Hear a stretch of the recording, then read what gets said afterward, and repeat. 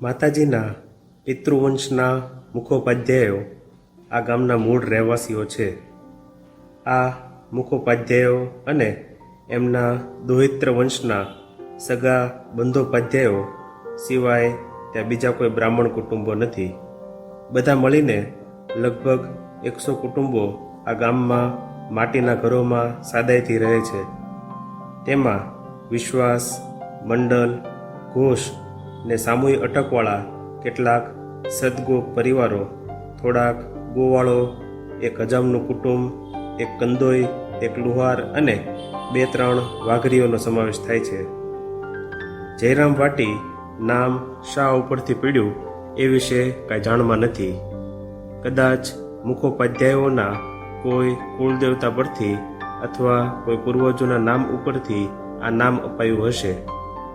ગામની દક્ષિણે ઘેરાયેલ બાંડુજ્ય પુકુર અથવા તો બંધોપાધ્યાય નામનું તળાવ છે.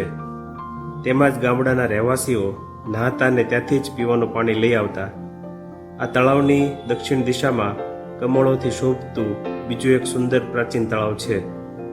ગામની પશ્ચિમ બાજુમાં આહેર નામનું એક બાંધેલું મોટું જળાશય છે, જેના પાણી પર ત્યાંના ખેડૂતો ખેતી કરવા માટે આધાર રાખે છે. ગામની વચ્ચે એક પુણ્યપુકુર નામનું તળાવ છે. આ તળાવની દક્ષિણ દિશામાં સને 1916માં બંધાયેલું માતાજીનું નવું મકાન છે. આ તળાવને ઉત્તર કિનારે દક્ષિણ તરફના દ્વારવાળું એક નાનું ઝૂંપડું છે, જે મુખર્જી અથવા તો મુખોપાધ્યાય વંશનું જૂનું દેવાલય ગણાય છે. એના એક ઓરડામાં સુંદર નારાયણ નામે કુરુમના આકારવાળી ધર્મદેવતાની મૂર્તિ છે. આજ સુધી મુખર્જીઓ આ દેવતાની પૂજા વારા પ્રમાણે કરે છે.